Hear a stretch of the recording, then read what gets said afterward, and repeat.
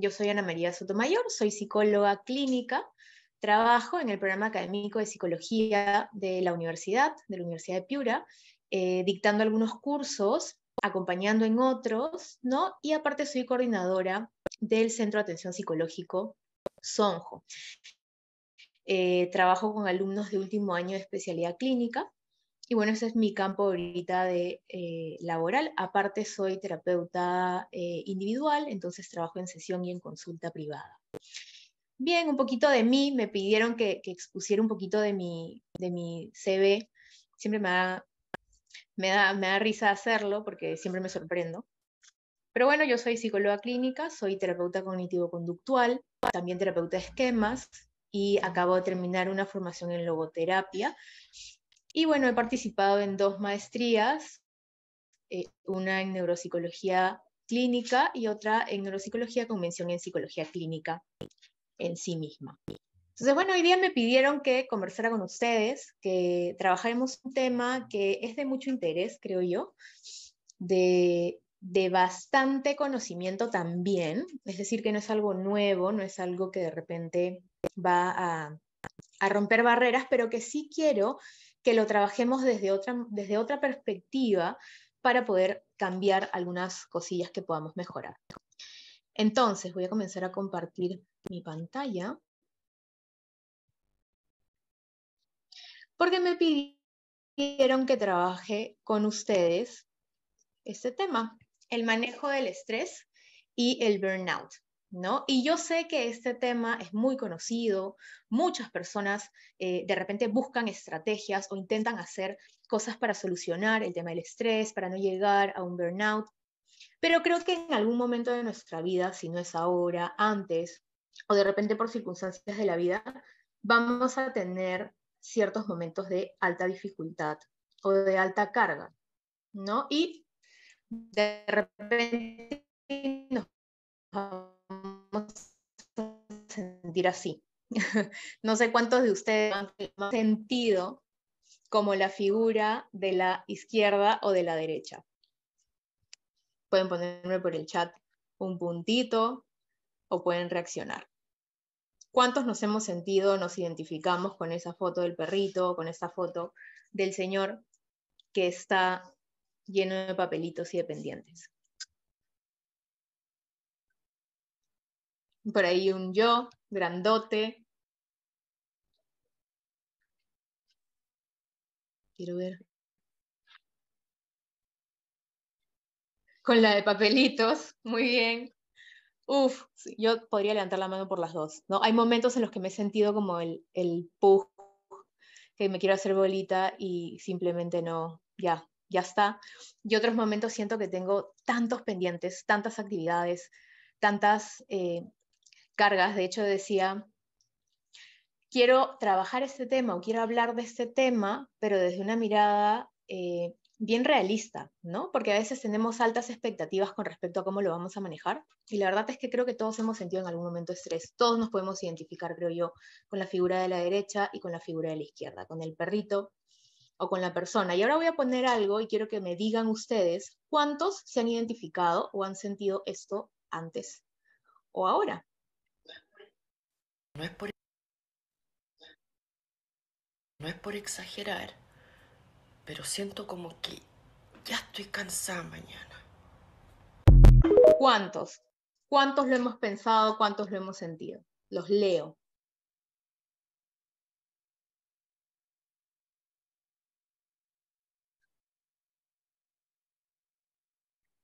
Yo vi ese video y dije, lo tengo que poner en la ponencia porque es perfecto. Seguramente más de uno se ha identificado, porque efectivamente va de la mano con lo que estamos tratando de entender el día de hoy, el burnout.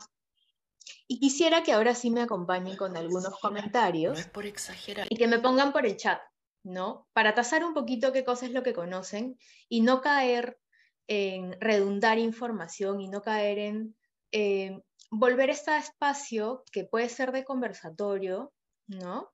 Eh, aburrido o teórico, ¿no? Entonces, ¿qué sabemos ya acerca del estrés? ¿Qué sabemos del burnout?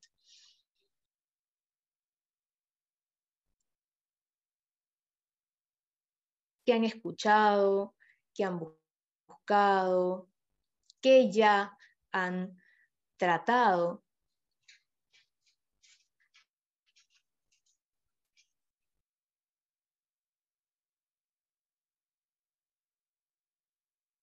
De repente alguien quiere levantar la mano y le doy el pase.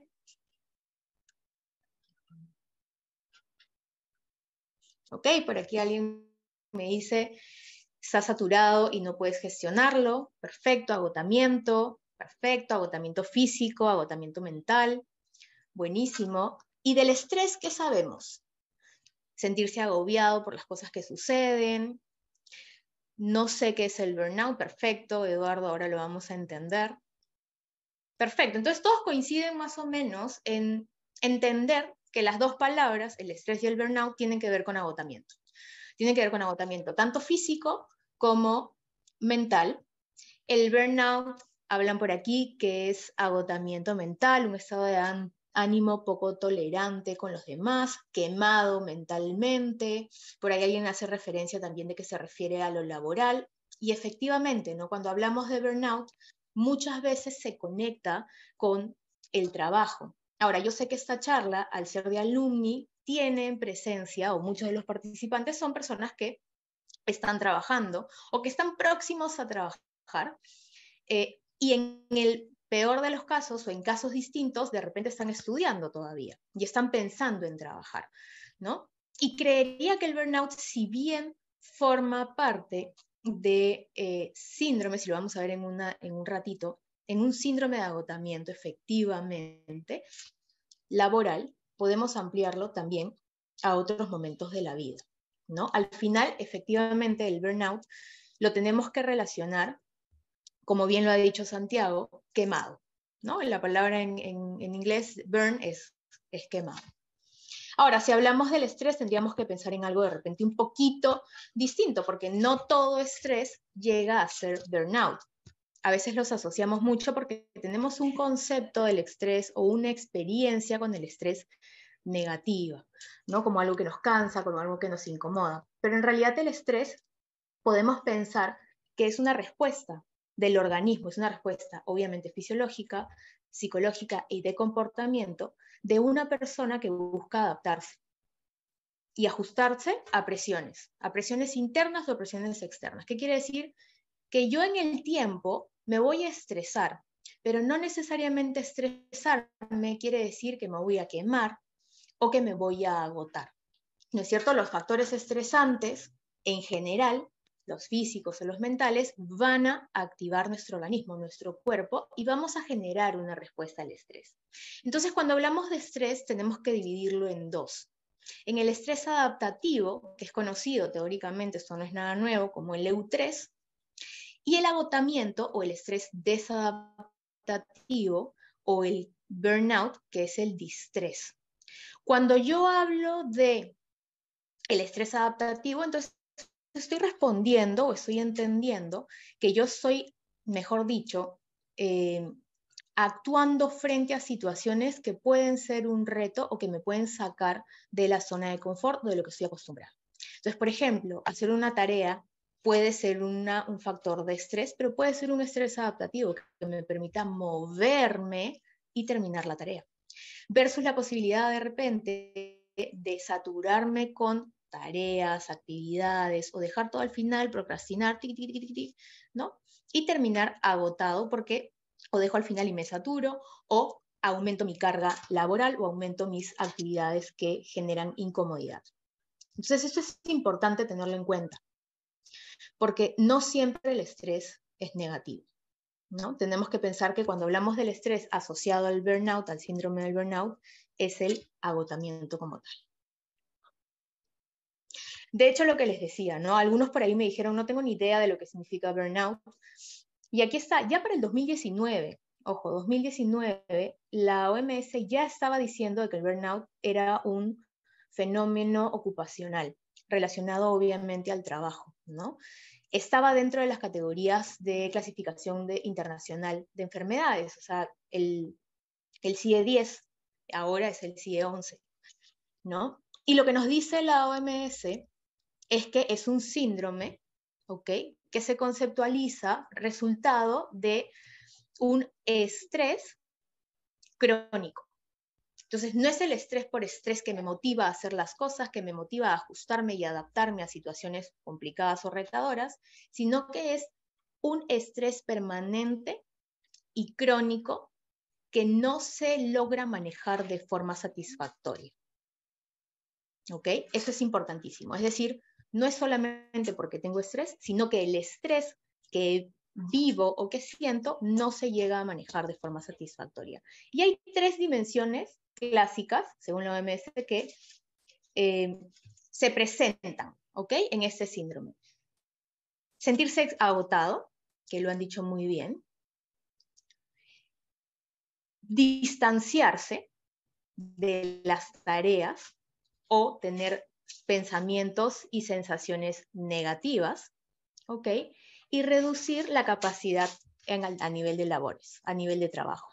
Es decir, que no solamente me voy a agotar, sino que voy a comenzar a sentir mucho cansancio y mucho rechazo con tareas que antes de repente no me generaban tanta incomodidad.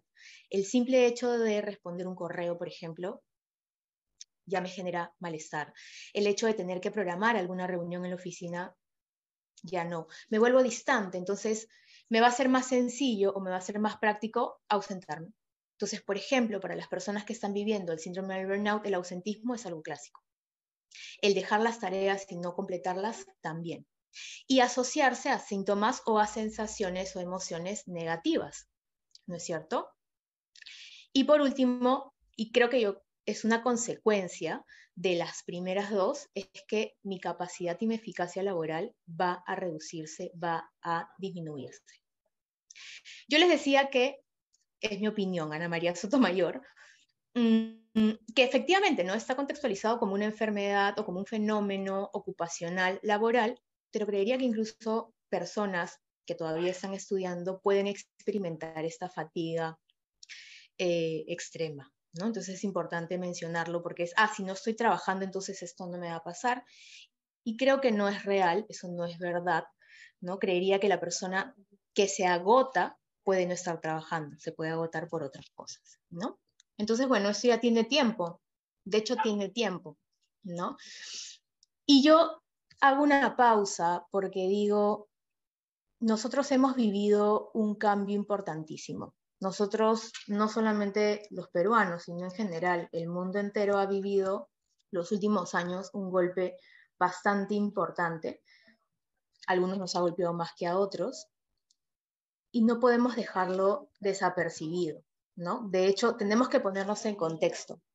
Hoy por hoy ya salimos de una pandemia, ya estamos retirándonos de ese momento tan doloroso, tan duro, de tanta incertidumbre, pero que son 2 años, un poquito más de repente, que hemos estado en constante contacto con la incertidumbre, hemos engrandecido la distancia, hemos estado muy cerca a la muerte o a la enfermedad, nos hemos retraído en nuestros espacios, en nuestras casas, y todo eso ha generado niveles de cortisol altísimos. Y yo vuelvo a abrir el chat porque me encantaría que me digan si ustedes saben qué es el cortisol. Y me van a dar un minutito que voy a ir a cerrar una puerta que se ha abierto, mientras les doy el chance de que escriban si es que conocen el cortisol y qué hace.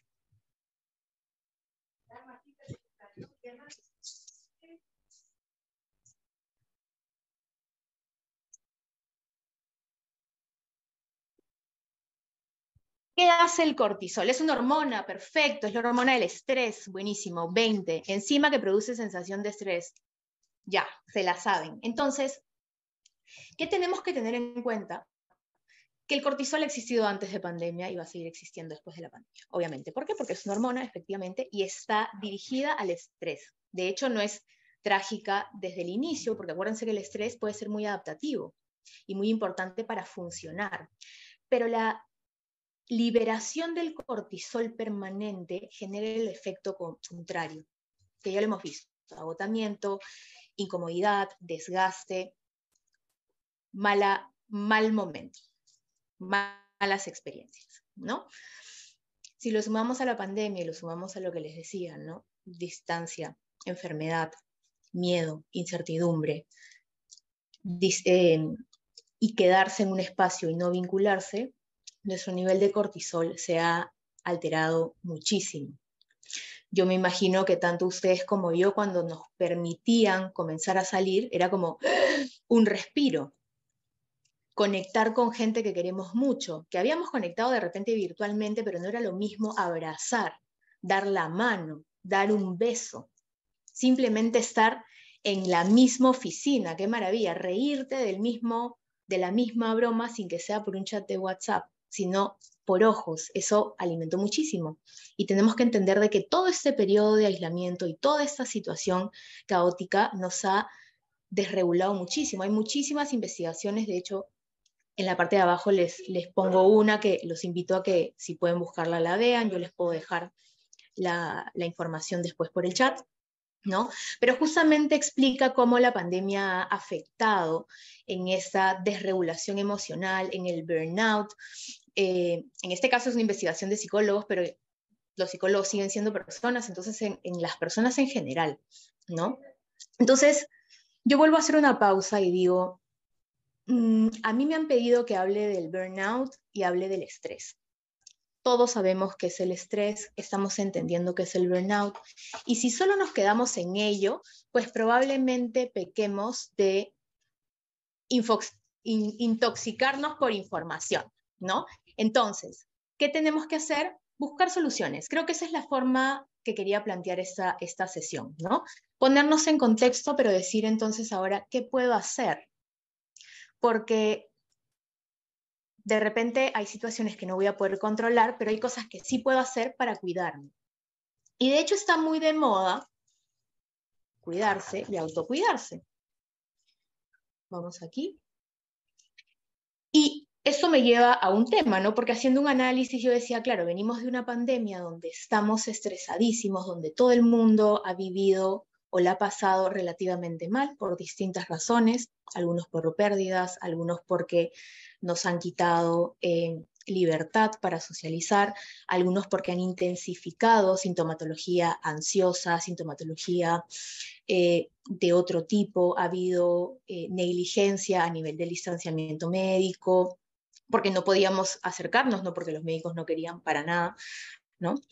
Y vino una ola inmediata, y ustedes me van a confirmar si sí o si no, vino una ola inmediata de cómo vivir feliz, buscar la felicidad y estar positivos y que la vida cambie, que uno tiene la posibilidad de cambiar y uno lo decide y uno lo hace. Y claro, nos llenaba de energía y decíamos, sí, sí podemos mejorar, podemos salir adelante. Y yo decía, esta ola lo que hace es de repente ir al otro extremo y terminar agobiándonos igual. Y hay una postura que habla de este positivismo tóxico. Y yo quiero volver. Me encanta participar con el público y me encanta y agradezco mucho a las personas que mandan sus mensajes. ¿A qué les suena positivismo tóxico? Si lo han escuchado o qué les salta a la mente, ¿no? Adicción, ok, muy bien. Por lo tóxico, podríamos pensar que sí, en la medida en la que estamos así obsesionados y metidos en buscar todo positivo. Buenísimo, gracias por tu aporte. ¿Quién más? Demasiado optimismo, tal cual, ¿no es cierto? Un exceso, buenísimo. ¿Creen que produzca el positivismo tóxico? Yo hago una reflexión, ¿no?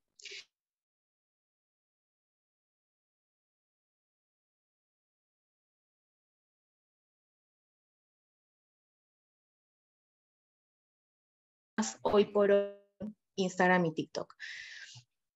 Y si buscas un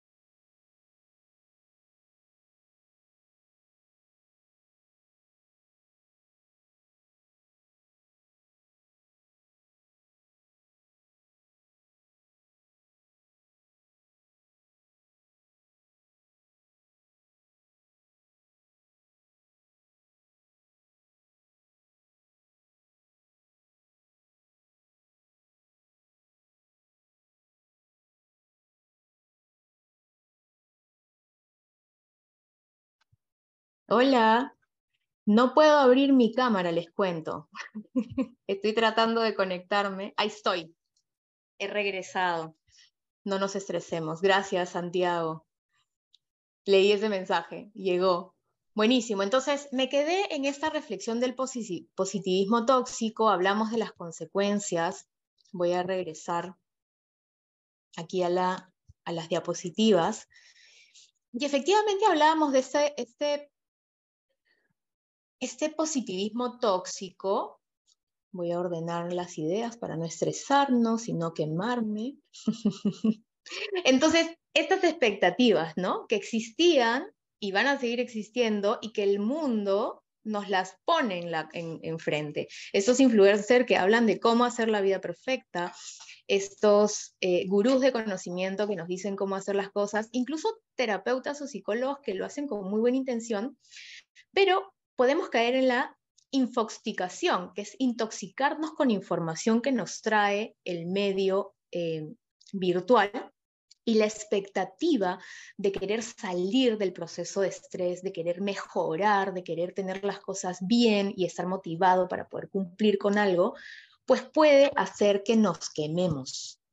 Ese positivismo tóxico no es lo mismo que tener una validación empática de lo que estoy sintiendo, de lo que estoy pasando. Al final, ¿qué cosa es? Por definición, si nosotros buscamos positivismo tóxico, nos va a salir que es una excesiva e inefectiva sobregeneralización. ¿Qué quiere decir sobregeneralización? Que es que no solamente lo pienso, sino que lo maximizo, lo agrando, sobregeneralizo, que mi estado de felicidad y optimismo tiene que permanecer en el tiempo. Y que es transversal a cualquier situación, es decir, que no importa lo que pase, yo tengo que sonreír, tengo que estar bien, porque todo va a estar bien. Que muy bien lo dijeron también en el chat, uno de ustedes, ya no recuerdo el nombre, pero hablaba de frustración.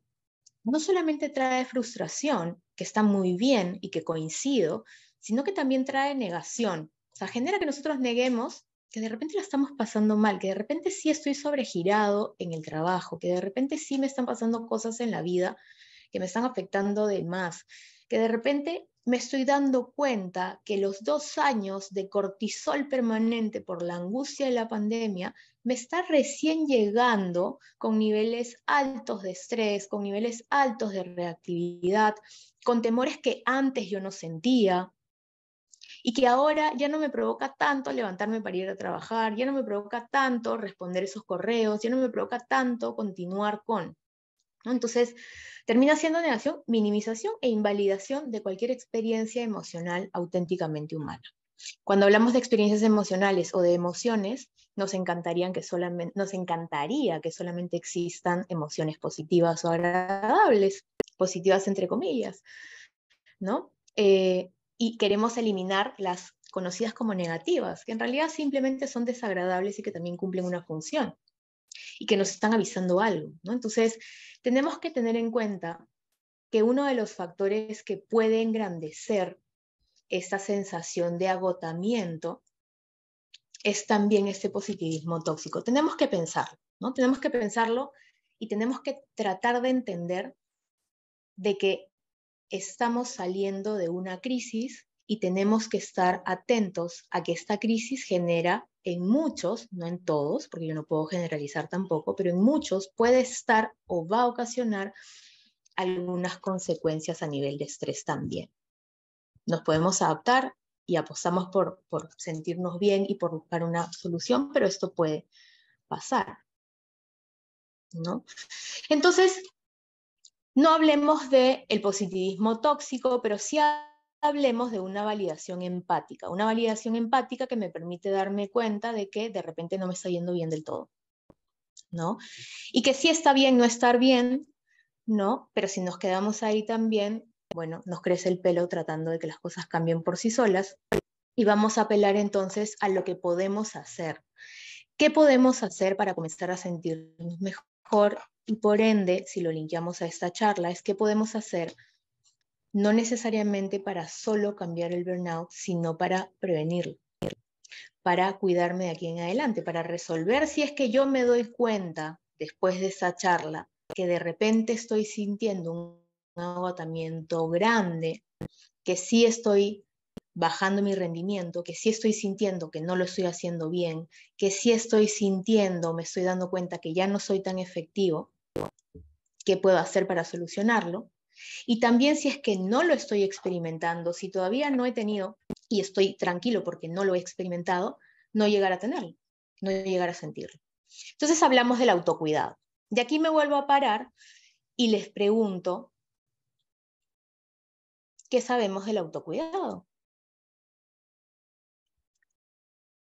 ¿Qué nos han hablado o qué sabemos del autocuidado? Pero ahí alguien me ha puesto los numerosos coach. Así es. Nos hablan mucho los coaches. Está bien, hay mucha información positiva. El tema es que si nos sobrecargamos también nos vamos hacia el otro extremo, ¿no? Entonces, ¿qué sabemos del autocuidado o cómo podría autocuidarme?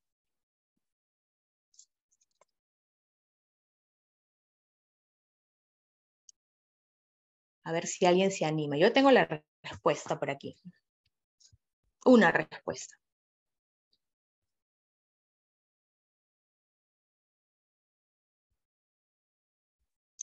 Me encantó esta foto porque decía Don't burn out. Ok, por aquí alguien dice comer sano, dormir bien, buenísimo, eso es autocuidarse. ¿Qué más podría ser autocuidado? ¿O es eso?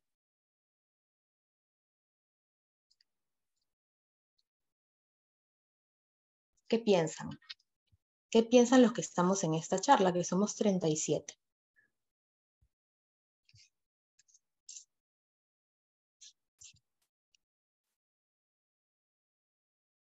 ¿Ok? Por acá me dicen, en época de pandemia de repente era solo salir lo necesario, correcto, tomar precauciones, no exponerse, ¿cierto? No exponerse a situaciones de peligro o hacer cosas que me hagan sentir bien. Perfecto. También puede caer como autocuidado.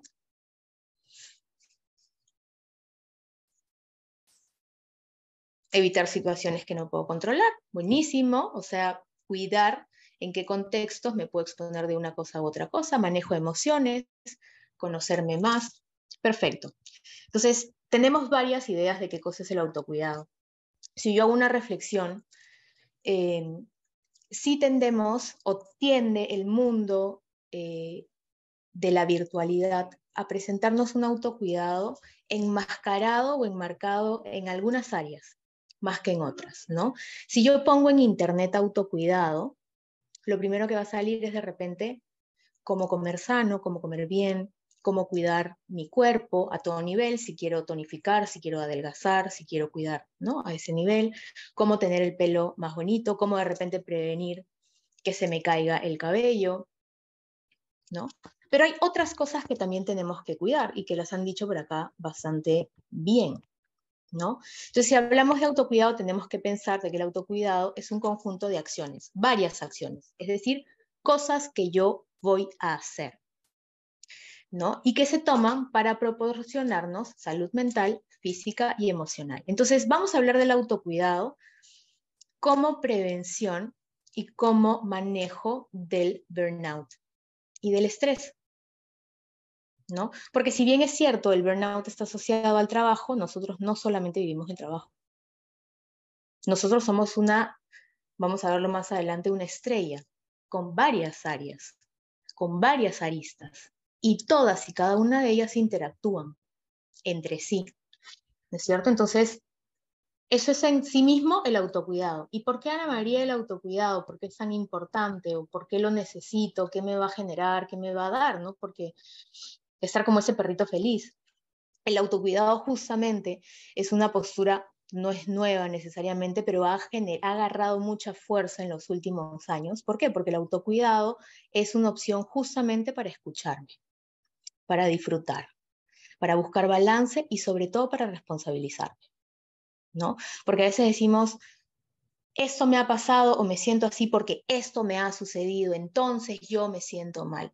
¿Y qué pasa si te digo que evidentemente ha pasado esto, definitivamente o probablemente de eso que te ha pasado no tienes control, pero sí tienes capacidad de responder con otras cosas? No tienes control de lo que te sucede, pero sí tienes control de lo que vas a hacer al responder a esa situación, ¿no? Me ponen acá, acciones sin ayuda de atención médica externa. De repente, explícame un poquito más a qué te refieres con ello. Lo estoy entendiendo como que es algo que me permite, el autocuidado me permite, ya te entendí, ya conecté. Es el autocuidado el que me permite de repente tener ciertas herramientas y ciertas estrategias sin necesitar llegar a una atención médica externa. Me dice si sí entendí bien esa participación. Buenísimo. Entonces eso, efectivamente, estoy totalmente de acuerdo, ¿no? ¿Por qué escucharme? Porque el autocuidado justamente me va a permitir saber e identificar cuál es mi talón de Aquiles, por dónde tengo que ir. Disfrutar, porque al autocuidarme o al permitirme tener estrategias para sentirme mejor o buscar un poco más de bienestar, voy a poder disfrutar mejor de las cosas y por ende voy a reducir la probabilidad de volverme a quemar, de estresarme hasta el nivel de agotamiento o de disminuir el nivel de agotamiento que estoy sintiendo. Buscar balance que se explica tal cual y lo que hablaba de la responsabilidad y de la libertad, que es que yo misma puedo asumir el hacer o dejar de hacer cosas que me aproximen a este cuidado personal y que reduzcan o eliminen la posibilidad de seguir quemándome o de quemarme en algún momento, ¿no? Acá yo hago una cláusula porque obviamente es importante pensar que si alguien ya está pasando por un momento de alto nivel de estrés y está reconociendo los síntomas del burnout, es importante pedir ayuda. Es distinto, ¿no? Si vemos y tomamos esta charla como una charla informativa y de promoción, buenísimo, pero si yo ya me estoy dando cuenta de algo, entonces de repente es el momento para poder buscar intervención. Y efectivamente lo que dice Santiago en el chat, que es buscar ayuda externa, ¿no? Para manejar los niveles de estrés, para manejar la frustración, para manejar los síntomas físicos que puedan venir del síndrome del burnout, ¿no? Que pueden caer en todos los aspectos del cuerpo, en el estómago, en la cabeza, en los músculos, en las articulaciones, en fin. El malestar puede ser agudo o generalizado y crónico. Bien, entonces, de hecho, hay posturas, si uno busca en internet, ¿no es cierto? Autocuidado, encuentras artículos, encuentras información en la que se sustenta los indicadores del autocuidado, ¿no? Y yo le he puesto acá porque me parece buenísima. Esta investigación habla de 3 dimensiones de autocuidado. Me habla de una dimensión física, la han mencionado por ahí en el chat, que se incluye en el autocuidado. Habla de una dimensión psicológica y habla de una dimensión social. Y me parece buenísimo. Y da una lista de ítems o indicadores que forman parte de esa dimensión, ¿no? Ejercicios físicos, alimentarse, controlar la salud, hábitos, sueños, ¿no? A nivel psicológico, estados emocionales, funcionamiento cognitivo, o sea, si estoy pensando bien o no, si mi memoria, mi atención se ha modificado, mi percepción, no estoy hablando bien, no estoy expresándome bien, estoy confundido, me olvido de las cosas, autovaloración, ¿no es cierto? Cómo me veo a mí misma, cómo me percibo frente a los demás, cómo están mis estrategias de afrontamiento, cómo estoy proyectándome a futuro. Está buenísimo, ¿no? A nivel social, mis redes de apoyo, el uso del tiempo libre, cómo la estoy pasando bien, actividades de ocio, cuándo estoy descansando, si lo estoy haciendo o no, cómo me relaciono con mis pares, con mi familia, con mis amigos, con mis colegas, con mis jefes. Entonces es muy completa, pero yo ponía un asterisco porque yo decía, creo que no nos reducimos solamente a esto, eso es una mirada biopsicosocial, ¿no es cierto? Pero yo creería que estamos en la posibilidad de pensar en una visión de repente un poco más amplia, que me encanta lo que dice este artículo, ahí les dejo el link para que puedan descargar la investigación y la lean completa, ¿no? Este es como que uno de los resúmenes, una de las cosas finales que habla. Y si bien me baso y apoyo esa mirada, yo les propongo una de repente un poco más amplia, que podríamos complementar con lo que acabamos de ver, ¿no? Y es identificarnos a nosotros como una estrella, o permitirnos a nosotros entender que el autocuidado responde a las dimensiones que yo como estrella tengo. Autocuidado emocional, autocuidado físico, autocuidado social, autocuidado intelectual y autocuidado espiritual o trascendente. Y me parece que aquí agarramos todo y nos permitimos trabajar cada una de las aristas, que creo que todas pesan igual.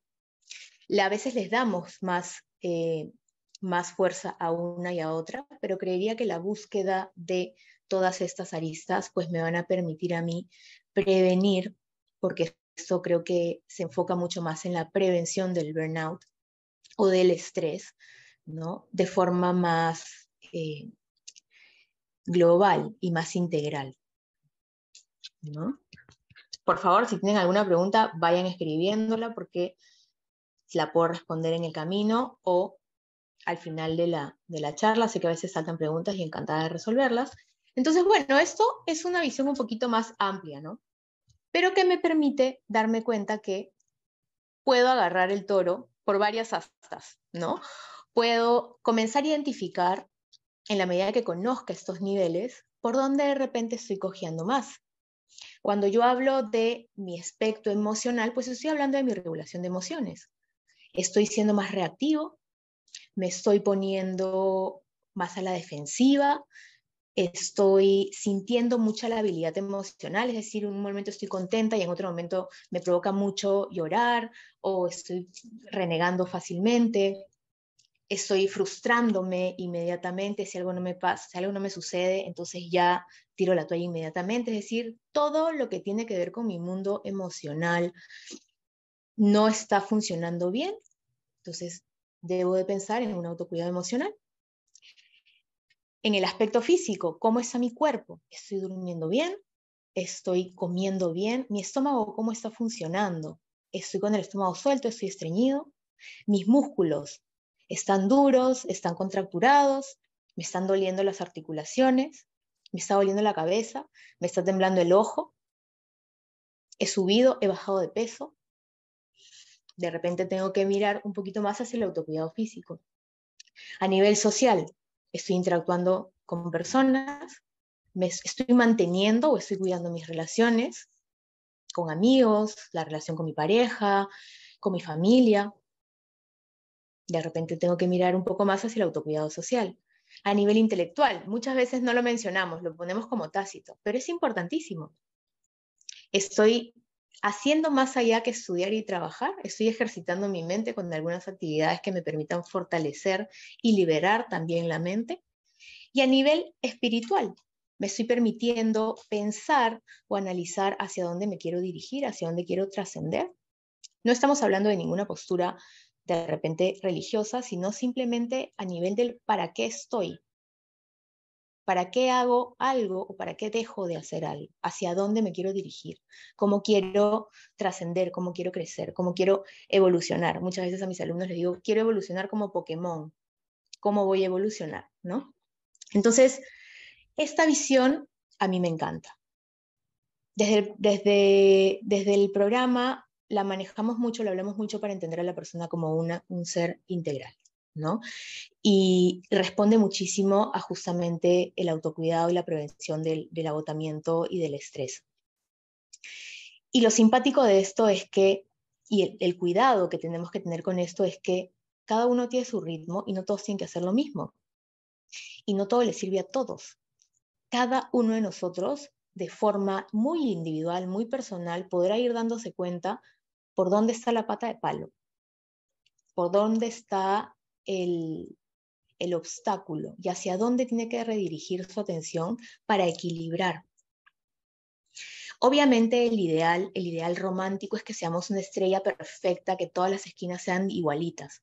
Y eso en la teoría funciona, lo tenemos acá en el PPT, una estrella perfecta, con las 5 puntas igualitas, en la misma distancia, con el mismo grosor, pero en la vida real eso de repente no pasa, ¿no? Y habrán momentos en los que yo me doy cuenta que de repente mi línea física está más acortada, mi línea espiritual está más acortada, mi parte emocional está chiquitita, y así voy a poder definir qué es lo que tengo que hacer y cómo. Entonces, yo quería llegar a esta última parte dando estrategias y hablando sobre algunas cosas que se pueden hacer por cada área, que si cuando las lean se van a dar cuenta que no son nada wow, no son descubrimiento de pólvora, sino que son cosas muy chiquititas de la vida diaria que me pueden permitir disminuir esos niveles de agotamiento y reconectarme con la posibilidad de yo mismo poner en control o yo misma poder permitirme buscar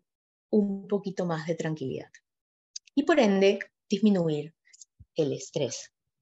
Ojo, siempre la cláusula, si yo ya me doy cuenta de que lo que está faltando disminuye o reduce mi capacidad para funcionar, entonces busquemos una ayuda un poquito más directa, ¿no? Pero si estoy estresado, si siento que estoy agobiado, si me doy cuenta, sí, la pandemia me ha golpeado, estoy me agoto con el tráfico, quiero regresar al home office y después regreso al home office, no quiero el home office porque necesito reírme con mis amigos y me doy cuenta que están pasando cosas, entonces permítete hacer este autoanálisis para que te dirijas a tu propio y personalizado autocuidado.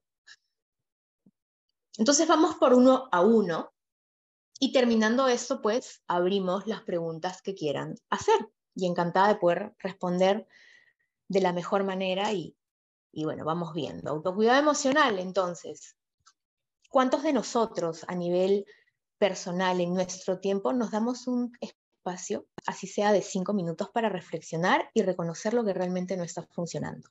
¿Cuántos hacemos una pausa y decimos, esto acá me está sobregirando? ¿No? O hoy por hoy, las últimas semanas, me siento tan frustrado.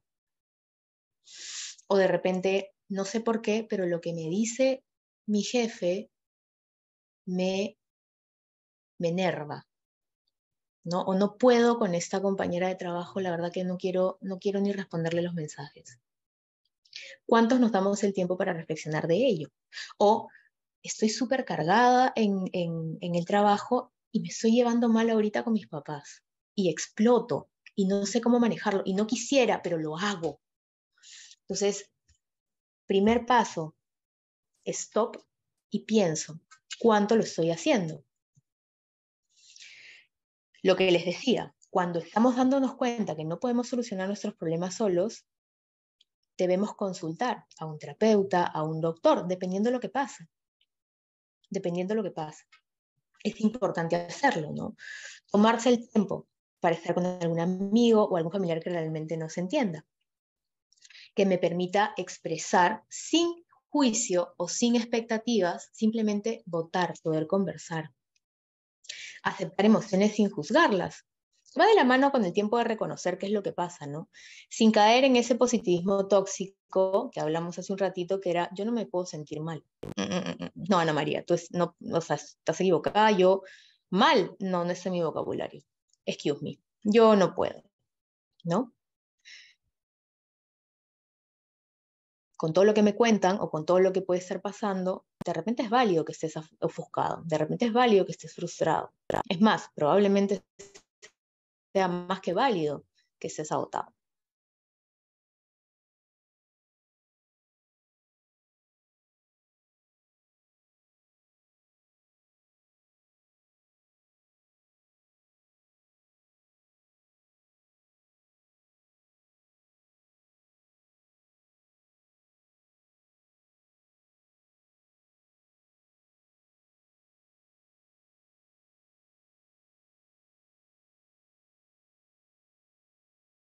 O sea, estoy estresado y encima me vas a pedir que haga un diario de emociones, no te pases, quemaste. Y yo, sí, de hecho me lo pueden decir, de hecho me lo han dicho, pero no tiene que ser un diario de todos los días, no tiene que ser el querido diario, el día de hoy hice tal y tal cosa. un diario de emociones o una libreta para apuntar simplemente lo que está pasando, para bajar a tierra lo que estás sintiendo, lo que te has dado cuenta y que te permita un poco autodistanciarte del problema y analizarlo mejor. Muchas personas dicen, después de que lo hablé, después de que lo vomité, ¡ay, me sentí mejor! No necesité soluciones, solamente quise hablarlo. El diario o la libreta o el celular de emociones o el celular de las reflexiones, me permite eso, votar y distanciarme para luego regresar a ese mismo tema y verlo de repente con otros ojos. Efectivamente, es como aterrizar la emoción, tal cual. ¿No? Vamos por acá. Ahora, hemos hablado solo de uno. Veamos qué cosa pasa con el autocuidado, por ejemplo, físico, que está muy de moda y me encanta que tengan tanta información, pero siempre con cuidado, siempre con prudencia. No tengo que hacer todo al mismo tiempo. Les hago un comentario de, en algún momento algún paciente me ha comentado, ¿no? Hoy cambia mi vida, Ana María. Hoy me levanto a las 6 de la mañana, ¿no? Mañana cambia mi vida. Mañana me voy a levantar a las 6 de la mañana, me voy a ir al gimnasio a las 7 de la mañana, voy a comer avena con leche de almendras y luego me voy a hacer un pollo a la plancha con ensalada y la ensalada va a ser de este tamaño y voy a tomar 3 litros de agua y luego voy a hacer una caminata nocturna y me voy a acostar a las 7 de la noche. Y yo digo, Azu, está bien. ¿En cuánto tiempo piensas lograr todos esos objetivos? No, mañana. Y yo digo, bueno, probablemente sea la crónica de una muerte anunciada, no porque no tengas disposición al hacerlo o motivación para hacerlo, que está súper bien, sino que podemos sobregirarnos. Si tú quieres empezar a cambiar algún aspecto del autocuidado, si tú quieres comenzar a prevenir el agotamiento crónico o el burnout, hay que hacerlo de a pocos, porque si no estamos en camino. Si queremos sobregirarnos con el autocuidado, es exactamente el mismo camino, es la otra cara de la misma moneda. O porque me saturé y no solucioné, o porque quise sobregirarme en todos los autocuidados que puedo tener. Entonces, cuando hablamos del autocuidado físico, pues sí, efectivamente, poder dormirnos un poquito más temprano. El sueño es valiosísimo. De hecho, no vamos a hablar 3.000 horas del sueño, pero al momento de dormir nosotros consolidamos información, se liberan algunas neurohormonas que me permiten estabilizar mi cuerpo, se recupera la energía, hay un montón de cosas que pasan, mi ciclo circadiano se organiza, entonces ir a dormir un poquito más temprano no solamente es descansar un poquito más, sino ayudar a mi cuerpo a recomponerse mucho mejor. Preparar mi mañana una noche antes para que puedas dormir efectivamente un poco más, y no solamente eso, creo que es reducirle la ansiedad y la incertidumbre de lo que va a pasar al día siguiente. Mañana voy a hacer solamente A, B y C. Entonces yo me levanto teniendo esa conciencia y esa tranquilidad. Todo mi cuerpo se va a sentir mucho más calmado al hacerlo. Hacer estiramientos. Esto suena tonto, yo no soy ni profesora de deporte ni mucho menos, pero sí les puedo decir que hay muchísimas investigaciones que confirman que el estiramiento, solo el estiramiento, o sea, estirarse, no se ve por la pantalla, pero estirarse al despertar y antes de dormir, libera muchísimas hormonas que ayudan a regular, a sentirse mejor, etc. Por ejemplo, unirse a alguna clase, practicar uno de deporte, sacar a pasear a tu mascota, pasar un tiempo divertido moviéndote, liberando esas dopaminas y esas endorfinas que necesitas para poder estar más tranquilo, más enérgico, más en paz, más satisfecho. Tomar un poco más de agua. Hoy con el calor que hace, de verdad que a veces necesitamos un poco más, pero ¿estamos tomando agua o estamos tomando gaseosas, jugos?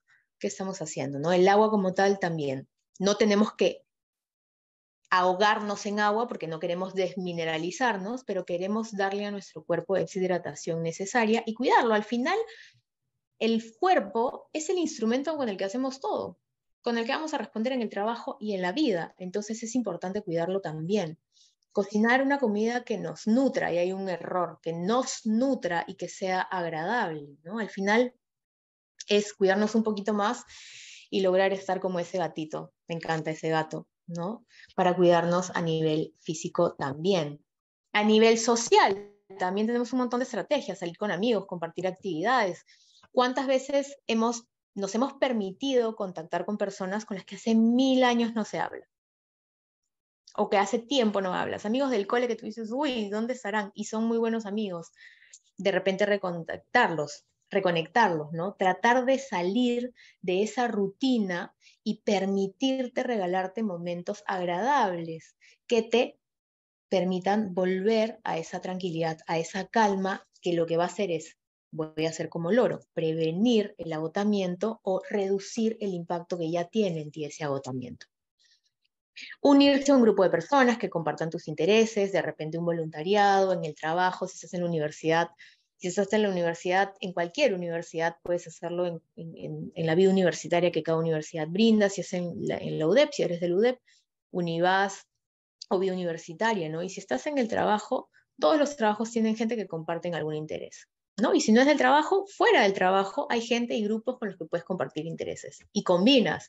De repente te gusta correr, Perú Runners u otra, ¿no? ¿Te gusta montar bicicleta? 1000 grupos. ¿Te gusta tocar violín? Buenísimo, tocar violín.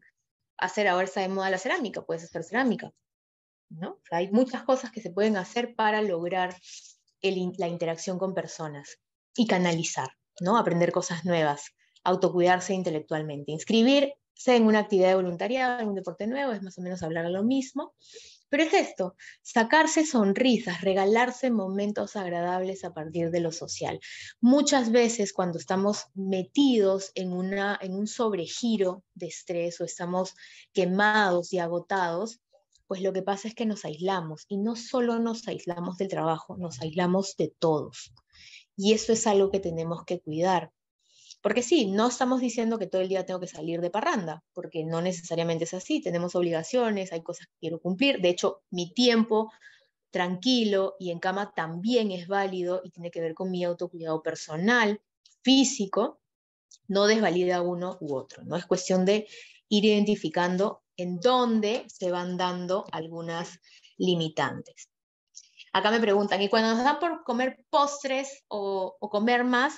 Bueno, es una pregunta tricky, pero me gusta. No soy nutricionista ni quiero pisar la profesión de ningún otro experto, pero de hecho sí hay una cultura de castigo con respecto a los postres. Mi política es todo exceso es dañino, ¿no? O sea, apelando a la misma positividad tóxica, el comer excesivamente, si no me mido, pues va a haber un sobregiro de carbohidratos y va a generar un efecto, un sobregiro de azúcar y va a generar un efecto en mi cuerpo, un sobregiro de grasa y va a generar un efecto. Entonces, yo creo que es buscar el balance. El problema no es tener más apetito, el tema es de repente entender y saber en qué momentos puedo y qué cosas quiero y no hacerlo con culpa. Tenemos que salir de ese loop de la angustia, ¿no? Que puede exacerbar más bien esto, ¿no? Algunos nutricionistas hablan de alimentación intuitiva, que es escuchar al cuerpo y eliminar y reducir la sensación de culpa frente a los alimentos que de repente no son sanos, como una galleta, como un helado, como unas papas fritas o una hamburguesa, o comer doble porción o triple ración, ¿no? Mi respuesta más sensata sería para ti decir, el balance es lo ideal. Tengo una mano levantada, dame un segundo que te doy la palabra, te permito hablar.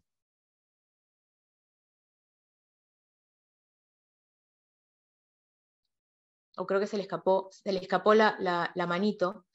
Pero por acá me ponen, ¿no? Alejarse de ciertas personas también. Qué bueno que lo pones. No lo he puesto en la diapositiva, pero creo que es importante también saber cuándo quiero interactuar y cuándo debo decidir o debo tomar la decisión de dejar de interactuar con algunas personas.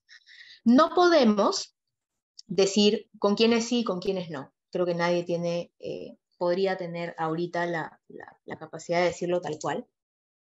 Pero creo que cada uno en su experiencia puede identificar algunas personas o algunas relaciones que después de analizarlas caen en esa exacerbación del estrés, en esa exacerbación de sensación de incomodidad Y creo que es válido también decir, decido alejarme, ¿no?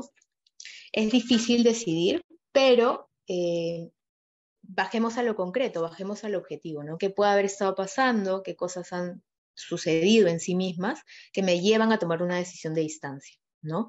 No solamente cómo me sentí, sino qué es lo que realmente pasó. Y yo creo que eso te puede ayudar a tomar una decisión mucho más pausada o pensada de eliminar a personas o distanciarte de personas que te hacen sentir incómodo o te lastiman o te dañan de alguna manera, ¿no? Creo que es válido también, es parte del autocuidado. Estoy de acuerdo, ¿no? Buenísimo, acá hay una pregunta importantísima. ¿Qué estrategias aplicar para el autocuidado social cuando trabajo remoto y me cuesta romper el hielo para hacer amigos? Creo que vamos de a pocos. Creería que una de las cosas que puedes hacer es permitirte primero pensar si es que hay otras áreas de la vida en las que sí hay personas, y seguramente que sí hay. Entonces comienza por ahí. Creo que siempre es importante y las políticas de las empresas, incluso en trabajos remotos, te permiten hacer algún tipo de contacto eventualmente, ¿no? Entonces, permítete aprovechar de repente las oportunidades en las que se apertura la posibilidad de conocer. Y si la respuesta a eso que te estoy diciendo es no, mi trabajo no tiene reuniones que integran a la gente, permítete canalizar ese autocuidado con personas que ya están en tu vida y con las que sí te permites hacer este autocuidado. No sé si te ayuda la respuesta que te he dado. Me avisas, me mandas un mensaje por privado, si no la seguimos elaborando. Vamos acabando porque si no me van a decir que me he pasado mucho tiempo. Entonces, autocuidado intelectual, que no se habla mucho, chicos, del autocuidado intelectual. ¿Cuántos de nosotros ahora leemos un libro, un cómic, una novela para agilizar la mente, hacer un rompecabezas, un crucigrama? Tenemos que movilizar nuestra atención y nuestras funciones ejecutivas, mezclar la rutina, tomar una ruta diferente, un nuevo restaurante, hacer una lista de pendientes distinta, en orden distinto, comenzar un proyecto, en fin, aprender a hacer algo nuevo. Acá el autocuidado intelectual menciona o se dirige justamente a refrescar las funciones ejecutivas, mi atención, mi memoria. Cuando yo comienzo a estar estresado, me automatizo y me convierto como en un mini robot que solamente responde a lo que va pasando en el día a día, como en piloto automático. Entonces el autocuidado intelectual implica que tú hagas cosas nuevas, que tú te permitas exponerte a situaciones distintas que rompan el hielo a nivel de atención, de memoria, etcétera, no algo novedoso. Y por último, pero no menos importante, es el autocuidado espiritual o el trascendente, ¿no? Y vamos a pensar un poquito cómo lo podemos manejar. Por ejemplo, mantener una práctica diaria de meditación o de atención plena, ¿no? La meditación puede venir en distintos estilos, no tienes que meditar con un om, ni tienes que hacer una oración específica, simplemente lo que la figura está haciendo, ¿no? La foto está haciendo, siéntate y observa el horizonte, fíjate qué tienes alrededor, contempla y observa tu cuerpo, cómo se siente, y comienzas a proyectarte, comienzas a pensar en qué cosas te gustaría llegar a tener, qué cosas te gustaría llegar a ser, ¿no? ¿En quién te quieres convertir? Obviamente también estamos hablando de asistir, por ejemplo, a un servicio o orar de alguna manera, pero no son obligatorias, ¿vieron? Contar con un acompañamiento o espiritual o de autoconocimiento, pasar tiempo en la naturaleza y reflexionar sobre la belleza que nos rodea, lo que les decía, solo siéntense a ver el horizonte y caminen una cuadra entre árboles y se van a dar cuenta de lo distinto que se siente el cuerpo y lo que permite que hagas después de entrar a ese mindset que encuentran mucho en el mindfulness, ¿no? Es la atención plena en el aquí y el ahora. Llevar un diario de agradecimiento, de gratitud, también es una buena alternativa, así como puedo tener un diario donde gestiono mis emociones o bajo a la realidad, qué es lo que pasó y cómo me sentí, también podremos tener un diario de gratitud, las cosas que agradezco o las cosas que me han gustado del día, qué cosas me han pasado que me han permitido sacar una sonrisa, fortalecer algún vínculo, etcétera, ¿no? Afirmaciones que fundamenten el sentido. ¿Cuántos de nosotros utilizamos de repente algún mantra o alguna ejaculatoria o de repente por ahí alguna frase inventada por nosotros mismos, pero que reafirme tu propósito y hacia dónde te quieres dirigir, ¿no? Entonces, si se dan cuenta, obviamente hay muchas formas y algo que sí quiero dejar claro es que hoy por hoy he presentado varias estrategias para cada uno de los niveles de autocuidado que creo que son importantes y necesarios tener en cuenta para prevenir y para disminuir el burnout y los niveles de estrés. No estamos hablando solamente de pararme y estirar y hacer una pausa activa, que es buenísima. Vamos al autocuidado físico. Necesitamos esas pausas activas. Tampoco es que solamente tengo que ir a terapia porque ya estoy, perdónenme la expresión, tronado. No, no necesitas solamente ir a terapia. Efectivamente, puedes cuidar tu espacio emocional así, pero también de otras maneras. Uno puede ir pensando e identificando qué es lo mejor y qué resuena más conmigo y qué es lo que me doy cuenta que falta para optimizar. Y eso, apuntar a una vida no necesariamente perfecta, porque no existe, creo yo, la vida perfecta y quien la tenga, por favor, enséñenos, pero sí una vida un poquito más feliz, una vida un poquito más calmada, una vida más autocuidada, con un poco más de responsabilidad. Si yo me voy para atrás en las diapositivas, uy, me voy a demorar 3.000 años con el, pero si yo me voy hacia atrás y me pongo aquí, estoy pensando, vamos aquí, en una vida de mayor disfrute, en una vida con más escucha personal, en una vida de mucho más balance y de más responsabilidad, más autónoma, y que por default va a ser menos quemada, menos agotada. El balance es creo yo, es la respuesta o sí, es el camino que nos va a permitir buscar esa calma y disminuir esa posibilidad de agotamiento.